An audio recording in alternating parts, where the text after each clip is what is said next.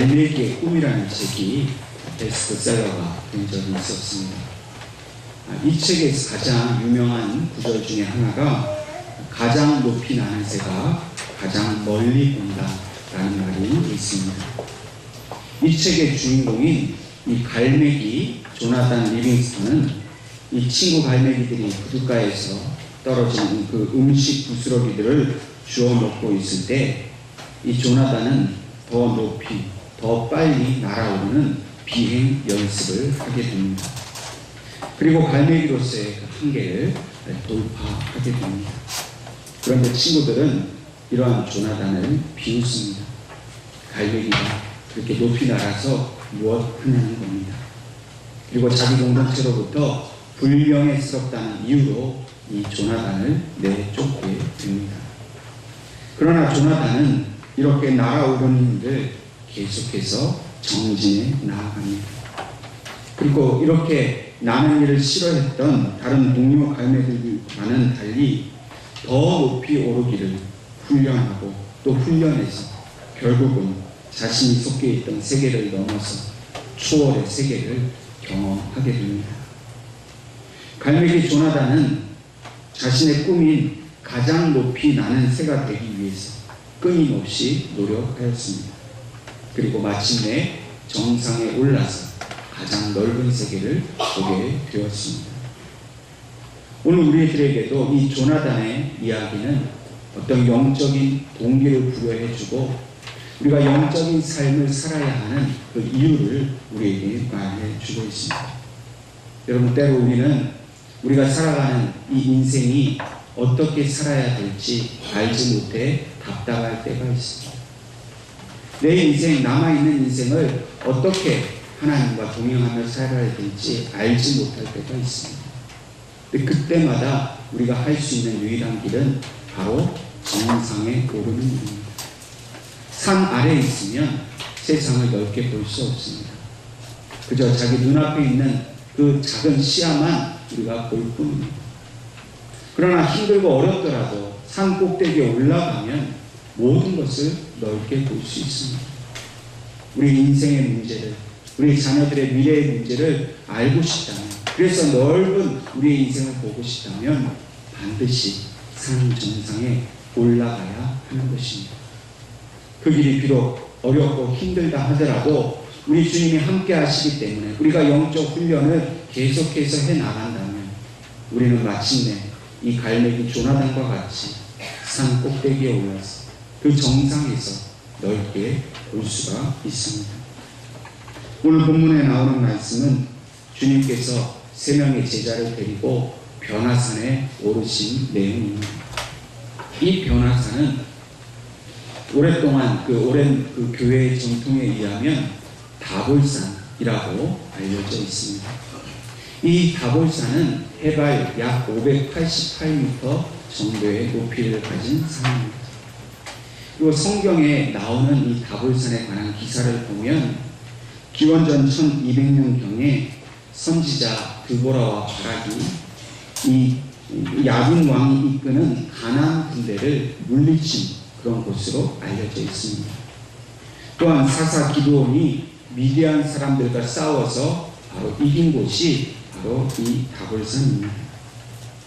예수님께서 이 다볼산에 오르신 것은 이곳에서 예수님께서 사탄의 모든 권세를 물리치시고 하나님의 백성을 구원하기 위하여 그 구원 사건을 선포하는 그 출정식을 위해서 이 산에 오르신 것이라고 우리는 이해할 수 있습니다. 그곳에서 이 땅에 있는 모든 죄를 다 용서하시고 사망 권세를 이기시고 이제 영광의 하나님으로 부활하심에 대한 선포를 이 다볼산에서 하셨다는 것입니다.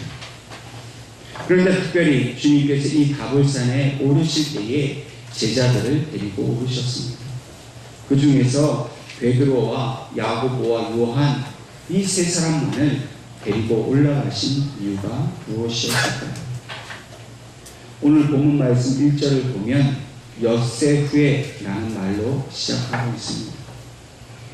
그것은 바로 마태복음 16장 16절에 베드로가 예수님께 대하여 주는 그리스도시요 살아계신 하나님의 아들이십니다 라고 고백한 지 엿새가 지났다는 말입니다.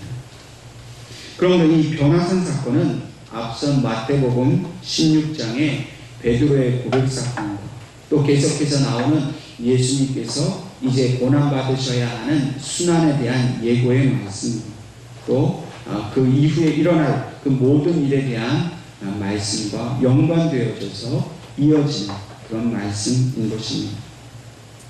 예수님께서는 베드로의 고백을 기쁘게 받으셨습니다. 그리고 그가 복되다 말씀하셨습니다. 베드로가 제자들을 대표해서 예수님의 하나님의 아들이고 그리스도라는 사실을 인정함을 받으신 이후에 예수님께서는 비로소 제자들에게 이제 장차 순환을 당하시고 십자가에 못 박히시고 죽으셨다가 살아날 것을 말씀하셨습니다. 예수님께서 진정 이 땅에 오셔서 해야 할 일이 무엇인지를 비로소 제자들에게 밝히셨다는 것입니다. 그런데 이 말을 들은 제자들의 반응은 매우 부정적이었습니다. 특별히 베드로는 결코 이런 일이 일어날 수 없다라고 예수님께 그렇게 강권적으로 말하였습니다. 왜 제자들이 예수님께서 순환당하실 것에 대해서 이렇게 거부감을 느꼈는가 하면 그것은 바로 자신들이 이 예수님께 대하여 가지고 있었던 기대와 다른 말씀을 하셨기 때문입니다. 이들의 기대는 무엇입니까? 그것은 바로 예수님께서 영광을 받으시고 하얀 백마를 타고 예루살렘 성에 입성하셔서 모든 로마의 압제로부터 해방시켜 주시며 참된 이스라엘의 왕이 되는 일이었습니다. 그런데 왕이 되기는커녕 바리새인과 서기관들과 제사장들에게 고난을 받고 죽으셔야 한다 이렇게 말씀을 하니까 그들이 도무지 받아들일 수가 없습니다. 더군다나 이 바리새인과 서기관과 제사장들에게 고난 받으신다는 것이 제자들에게는 매우 자존심 상하는 일입니다. 그들의 기대에 완전히 어긋난 일이 되었습니다. 그런데 이들은 진정으로 주님이 하신 말씀 중에 아주 중요한 한 말씀을 간과하고 있습니다. 그것은 바로 주님께서 고난받고 죽으신 이후에 다시 살아나시겠다는 그 말씀을 그들은 염두에 두지 않았던 것입니다. 예수님께서 장차 고난받으실 이 말씀을 하신 것을 들은 제자들은 그만 풀이 죽어버렸습니다. 베드로는 비록 예수님께 대한 이 위대한 신앙 고백을 드렸지만은 주님께서 고난당하신다는 말 앞에 온전히 그것을 받아들이지 못하고 이해하지 못하고 낙심 가운데 있었습니다. 예수님은 바로 이 점 때문에 제자들을 데리고 변화산에 오르셨습니다. 예수님을 구세주로 또 하나님의 아들로 고백은 하였지만은 그러나 그 고백 이상 주님께서 장차 하실 그 모든 일을 이해함이 필요했습니다. 또한 땅 위에 있는 그 삶의 모습만 보고 있는 이 베드로와 제자들이 보다 더 높은 영적 단계로 올라가야 할 필요를 예수님은 느끼셨던 것입니다. 그저 예수님과 따라다니면서 함께 먹고 마시고 또 예수님이 베푸시는 기적 앞에서 봐라 우리 선생님이 저렇게 기적을 베푸신다 라고 으쓱해하며 자랑만 했던 그 제자들에게는 이제 보다 더 높은 영적인 그런 하나님의 뜻이 무엇인지를 알 필요가 생겼던 것입니다. 예수님은 그것을 가르쳐 주시기 위해서 이 세 명의 제자들을 데리고 변화산에 오르신 것입니다. 특별히 베드로와 야고보와 요한은 예수님의 그 사역 가운데에서 중요한 순간마다 따라다녔던 제자들이었습니다. 그러니까 예수님의 입장에서는 12제자가 다 똑같지 않았다는 겁니다. 특별히 리더가 되는 사람들을 세우셨다는 겁니다. 여기에서 예수님께서는 그 리더를 향한 예수님의 원리를 하나 제시하십니다. 그것은 바로 소수의 제자들, 그 사람들을 지도자들을 세워서 그들을 통해 다수의 제자들을 양육하고 그들을 이끌어 가도록 하셨다는 겁니다. 예수님께서는 이 세 명을 데리고 올라가셨다는 것이 앞으로 이 변화산에서 매우 중요한 일이 일어날 것이고, 이 세 사람의 제자들이 이 변화산에서 일어나는 일을 잘 배워서 그것을 다른 제자들과 그를 따르는 수많은 무리들에게 잘 가르쳐 주어야 한다는 것을 예수님은 간접적으로 말씀하고 계시는 겁니다. 주님과 함께 제자들이 산에 올랐습니다. 본문 말씀을 보면 높은 산에 오르셨다 말씀하고 있습니다. 높은 산에 오르는 것은 결코 쉬운 일이 아닙니다. 어렵고 힘든 일입니다. 누가복음 9장의 말씀을 보면 오늘 본문과 같은 내용의 말씀이 있습니다. 그 말씀을 통해 보면 제자들이 산에 올라가서 깊이 졸았다라고 기록하고 있습니다. 왜 졸았을까요? 산에 오르는 것이 힘들었기 때문입니다. 체력적으로 많이 지쳤기 때문에 그들은 올라가자마자 잠시 쉬게 되었고, 쉬는 중에 졸게 되었습니다. 그들이 꾸벅꾸벅 졸고 있는데 갑자기 뭔가 이상한 기운을 느꼈습니다. 눈을 떠보니 눈앞에 놀랍고 신비로운 형상이 펼쳐지게 되었습니다. 본문 2절과 3절 말씀에 이렇게 기록하고 있습니다. 그들 앞에서 변형되사 그 얼굴이 해같이 빛나며 옷이 빛과 같이 휘어졌더라. 그때 모세와 엘리야가 예수와 더불어 말하는 것이 그들에게 보이거늘. 제자들의 눈앞에 도무지 믿을 수 없는 놀라운 광경이 펼쳐졌습니다. 제자들은 예수님께서 변형되신 모습을 보았습니다. 이전에 보았던 예수님의 그 인간적인 모습은 하나도 찾아볼 수 없고, 도무지 형용할 수 없는 완전히 다른 모습으로 예수님께서 변하신 것을 보았습니다. 예수님이 그들이 보았던 예수님의 모습은 어땠습니까? 이 땅 위에서 가난한 자들과 병든 자들과 수많은 죄인들과 함께 먹고 마시던 그 소박하고 평범한 행색을 가지신 예수님의 모습이었습니다.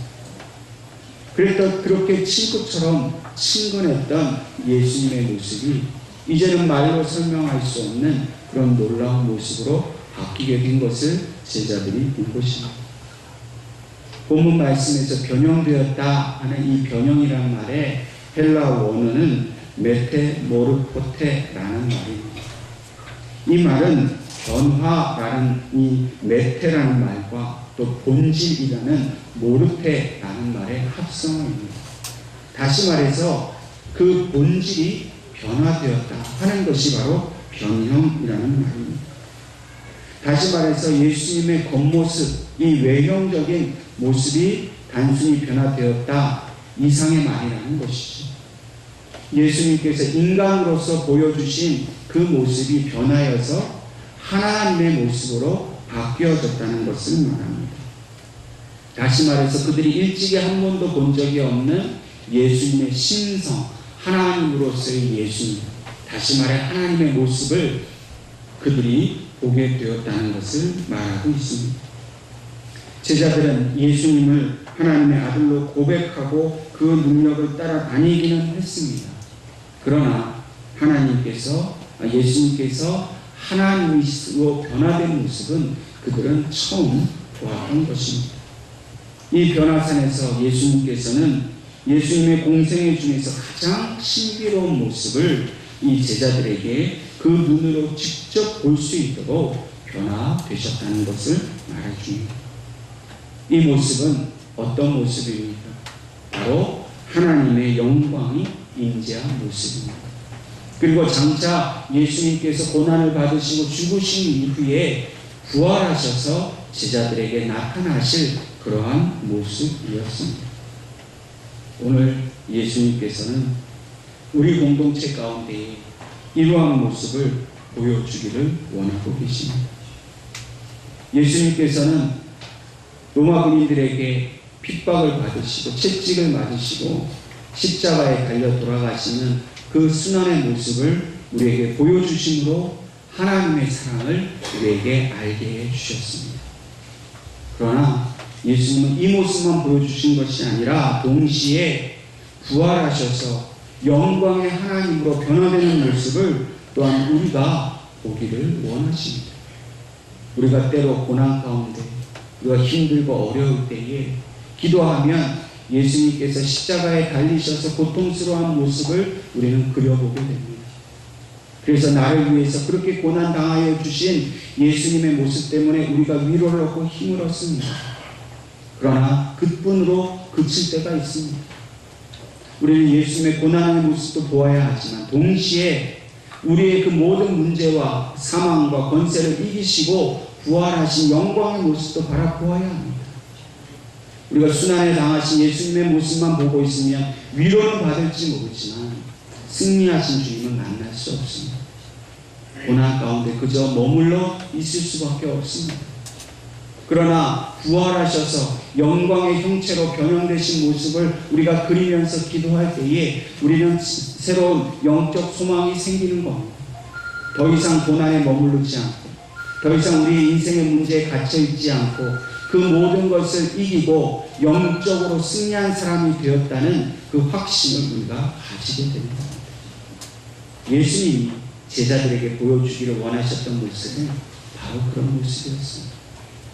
오늘 우리에게도 지금 이 자리에 주님이 나타나신다면 바로 그 변형되신 영광의 모습을 우리에게 보여주시는 모습입니다.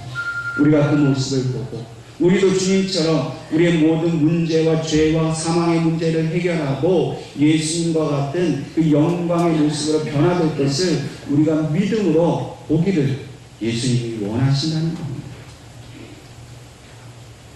오늘 예수님께서 제자들에게 원하셨던 바로 그들이 육신으로만 예수님을 보는 것이 아니라 그들의 영적인 관계가 더 한 단계 높아져서 성숙해지기를 원하시는 그 모습을, 그 뜻을 오늘 우리도 깨달아야 할 것입니다. 예수님은 마침내 그들이 영적인 정상에 오르기를 원하셨습니다. 그래서 그들이 바라는 그 정치적인 해방자로서의 주님이 아니라 예수님이 진정한 이 땅의 구원자가 되셔서 죄와 사망의 권세를 이기시는 하나님의 아들이신 것을 그들이 깨달아 알기 원하셨던 것입니다. 오늘 우리에게도 마찬가지입니다. 예수님은 단지 우리의 물질의 문제, 자녀들의 미래, 어떤 우리가 가지고 있는 문제만 해결하시는 해결자 이상이십니다. 우리가 예수님을 자꾸만 그 고난의 문제에서 해결해 주실 분으로만 보고 있다면 우리는 그 영광을 향한 영적인 정상에 오를 수가 없습니다. 우리는 예수님이 우리의 모든 죄의 문제를 사하신 분이고 나와 우리 가정을 구원하시고 이 땅의 모든 백성들을 구원하신 분으로 우리는 더욱더 성숙하여 그것을 알아야 할 것입니다. 이 변화산에 오르기 전에 예수님께서 고난 받으셔야 한다고 분명히 말씀하셨습니다. 근데 베드로가 예수님을 강권하여서 그것을 말렸습니다. 여러분, 강권하다는 말은 그 팔을 꺾는다는 말입니다. 예수님의 팔을 꺾어서 그런 일이 있어서는 안 됩니다. 제발 그렇게 하지 말라고 말렸습니다. 그때 예수님께서 베드로를 향해서 사탄아 물러가라 말씀하셨습니다. 예수님께서 고난을 받으시고 또 영광 가운데에서 부활하시는 것은 하나님이 정하신 위대한 하나님의 구원의 선포입니다. 그런데 그 고난 받으심을 만류하는 것은 바로 사탄의 일이라 하는 것입니다. 그리고는 예수님께서 이렇게 말씀하십니다. 누구든지 나를 따라오려거든 자기를 부인하고 자기 십자가를 지고 나를 따를 것입니다. 이 말씀을 듣고 책망을 들은 베드로는 도무지 이 말씀을, 예수님의 말씀을 이해할 수가 없었습니다. 자신을 사탄이라고 부르신 것도 이해할 수 없고 자기를 부인하고 자기 십자가를 져야 한다는 이 말씀을 제자들에게는 너무나 두려운 말씀이었습니다. 왜냐하면 십자가의 의미를 그들이 알았기 때문입니다. 십자가는 그들에게 있어서 너무나도 흉측한 형벌이었습니다. 아주 죄인 중에서도 악질적인 죄인들이 당하는 형벌이 십자가 형벌인 것을 그들이 알았기 때문입니다. 그런데 주님께서 그런 흉악한 죄인과 같이 십자가를 지셔야 한다는 것도 받아들이기 어려운데 제자인 자기들도 예수님과 똑같이 그런 십자가를 지고 가야 한다는 것은 그들에게는 도무지 이해가 될 수 없는 말이었습니다. 상상할 수 없는 말이었습니다. 그래서 제자들은 두려웠습니다. 예수님을 따라다니면, 예수님이 왕이 되시면 자기들은 장관 자리 하나씩 그렇게 취할 줄 알고 영광을 바라보고 따라다니는데, 영광은커녕 십자가의 형벌을 받아야 한다니 제자들이 두려워했던 것은 당연한 일이 아니겠습니까? 예수님은 제자들의 이 두려움을 아셨습니다. 그래서 변화산에서 하나님처럼, 하나님과 똑같은 모습으로 변화된 모습을 그들에게 보여주셨다는 겁니다. 여러분, 오늘 우리는 예수님을 따라다니며 어떠한 마음으로 따라다니십니까? 혹 우리에게도 예수님이 하신 말씀처럼 이 제자들과 같이 내 자신을 부인하고 십자가를 지고 따라가야 한다는 것이 결코 두려운 일이 아니겠습니까? 나도 예수님처럼 고난받아야 된다는 것, 여러분 정말 받아들여지십니까? 그 십자가를 지고 쫓아가야 된다는 것이 기쁘고 즐거운 일입니까? 아니면 두렵고 공포스러운 일입니까? 어쩌면 우리는 십자가를 지기보다는 예수님의 영광의 자리에만 앉기를 바라는지도 모르겠습니다. 예수님 믿고 만사가 잘 되고 모든 문제가 해결되기만을 바라고 있지는 않습니까? 우리의 고난과 환난 중에서 예수님처럼 좁은 길을 가고 그 고난의 길을 가는 것이 두렵지 않으십니까? 주님을 바라보시기를 바랍니다. 주님은 그러한 두려움 가운데 있는 우리들을 격려하십니다. 그리고 그 길은 반드시 우리가 가야 할 길이라고 우리에게 말씀해 주십니다. 우리가 예수님을 참 하나님으로 믿음의 눈으로 보아야 합니다. 우리 눈앞에서 변형되셔서 예수님이 곧 하나님이시고 우리의 모든 문제를 해결하시고 죄와 사망에서 건져주실 분이라는 그 확신을 가지고 믿음으로 바라보아야 합니다. 여러분, 우리가 여전히 땅의 것만 바라보고 내 문제만 바라보고 예수 믿고 잘 될 것만 생각한다고 하면 우리는 예수님의 십자가에 대해서 매우 깊이 오해하고 있습니다. 예수님의 목적은 우리가 죄로부터 사망으로부터 건짐을 받는 일입니다. 예수님이 이 땅에 오시는 목적은 우리를 구원하시는 일입니다. 결코 이 땅에서 잘 먹고 잘 살게 하려고 주님이 오신 것이 아닙니다. 비록 이 땅에서는 고난을 당하고 어려움이 있고 가난하고 병들었다 할지라도 저 천국에서 예수님과 같이 변화된 모습으로 영원한 생명을 살 것을 가르쳐 주시려고 이 땅에 오신 겁니다. 저와 여러분, 이런 오해를 벗어버리고 믿음으로 주님과 같은 삶을 살기로 결단해야 될 줄 믿습니다. 오늘 베드로 다른 제자들은 이 신비스러운 예수님의 모습을 보다가 문득 정신을 차리게 됩니다. 근데 베드로가 정신을 차리고서 하는 말이 무엇입니까? 예수님과 또 모세와 엘리야를 위해서 초막셋을 짓고 거기서 살자고 말합니다. 여전히 꿈속에 있습니다. 여전히 이 모세와 엘리야가 이 율법과 선지자를 대표하는 사람으로서 예수님과 이들이 그저 똑같다는 생각에 빠져 있습니다. 구약의 전통적인 생각 방식에만 그들이 빠져 있습니다. 그러나 주님은 그것을 깨뜨려 주셨습니다. 잠시 하나님 하늘에서 주님의 하나님의 목소리가 들리고 나서 정신을 차리고 보니 모든 것이 사라지고 예수님만 남았습니다. 여러분, 우리가 무엇을 꿈꿉니까? 예수님과 더불어서 영광 받을 것을 꿈꿉니까? 만사 형통될 것을 꿈꿉니까? 그러나 그 꿈을 꾸십시오. 우리 앞에 있는 주님은 이 땅에서 우리를 위해서 철저히 고난받으시고 버림당하시고 처절하게 죽으셨습니다. 그리고 영광 가운데 부활하셨습니다. 우리의 현실에 안주하지 않아야 합니다. 문제만 바라보지 않아야 합니다. 힘들고 어렵지만 그 변화산에 올라가야 합니다. 그리고 그곳에서 하나님으로 우리를 만나주신 주님을 만나야 합니다. 영적으로 우리는 성장해야 합니다. 성숙해져야 합니다. 그러기 위해서 훈련이 필요합니다. 주일 한 번의 예배만으로 부족합니다. 예배는 온전한 것이지만 그 예배에 참여한 우리는 우리 새벽 기도를 통해서 말씀 나눔을 통해 큐티를 통해서 수요 금요 기도회를 통해서 우리의 신앙이 더욱더 영적으로 성장할 수 있도록 훈련이 필요합니다. 그 산에 오르는 수고를 해야 합니다. 여러분, 주님을 따라가는 일이 어디 쉽습니까? 그냥 거저되는 일입니까? 믿는다는 그 말 한마디로 다 되는 일입니까? 믿음에는 그 반드시 그 희생과 대가가 따릅니다. 주님을 믿기 위해서 저와 여러분 무엇을 희생하였습니까? 얼마나 수고하였습니까? 얼마나 그 산을 오르기 위해 노력했습니까? 오직 예수님만 바라보고 그 산을 올라가야 합니다. 영적 정상을 향해서 우리의 믿음을 훈련해야 합니다. 끊임없이 주님을 쫓아가야 합니다. 저와 여러분은 오늘 주님을 따라서 변화산에 오를 때 그곳에서 참 하나님을 만나고 우리에게 주신 사명을 깨닫고 능력 있게 힘 있게 살아가게 될 줄로 믿습니다. 기도하겠습니다.